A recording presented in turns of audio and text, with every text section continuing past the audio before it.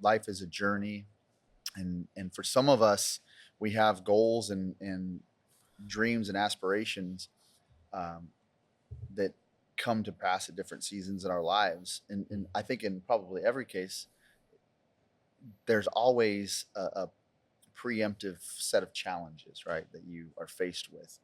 Um, and for me, just being again the nature that I am, the way that I have grown up is real estate became attractive to me because I was always solving problems for other people in again what I learned in Alaska infrastructure. So I've always been fascinated with the source of something like foundational. Homes, this building, for example, looks great. And I'm like, how and why does this function and work well? What about the infrastructure of this makes it what it is?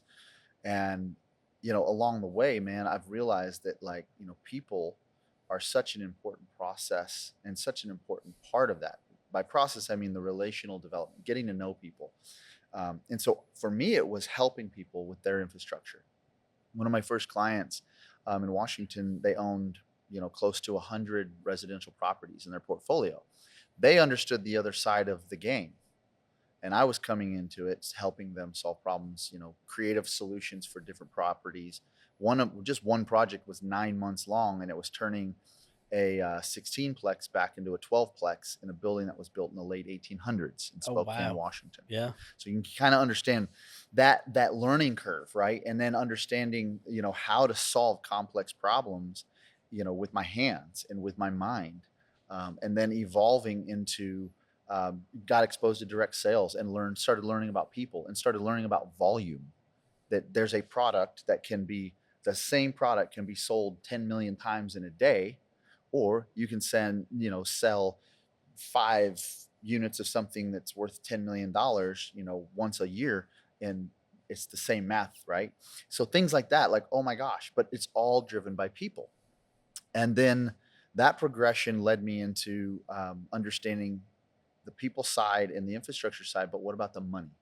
And that has really been this last chapter of my life, Neanders, understanding how the money works. Um, you can have great people, you can have great ideas, you can have great infrastructure.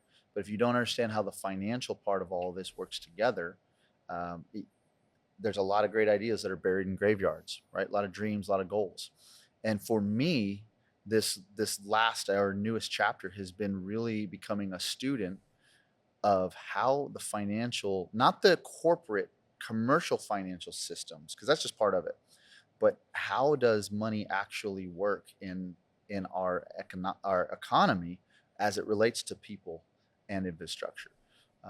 So I have always considered myself a student to learn and glean.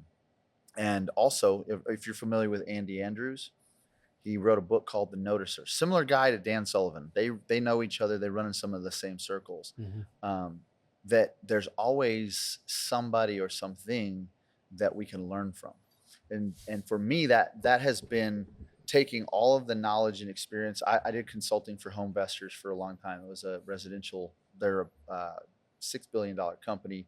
They teach people how to own and control residential real estate, acquisition, management, development, all that stuff.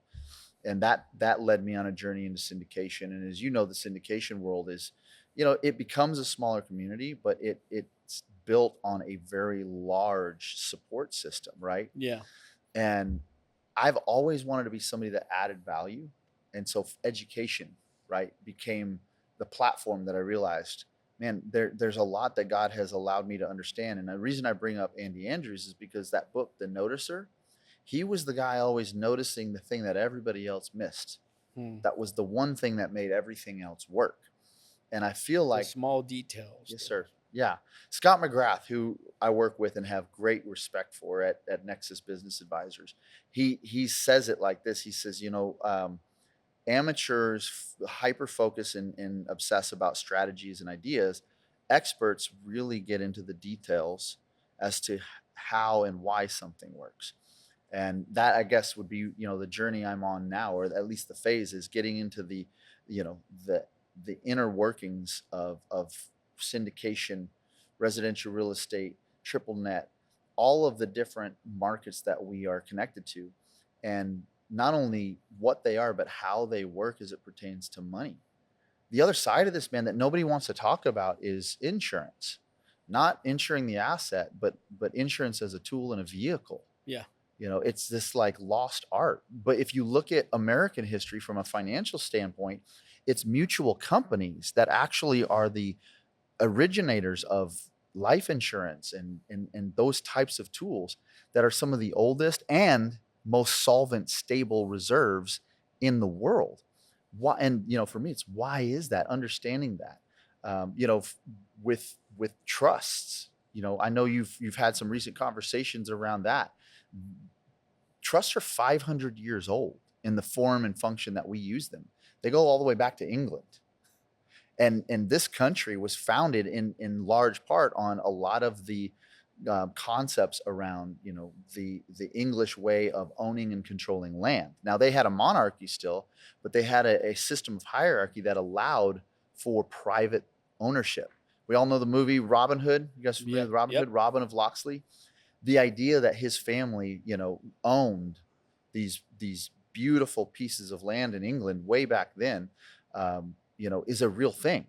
And so for me, it's that kind of fascination.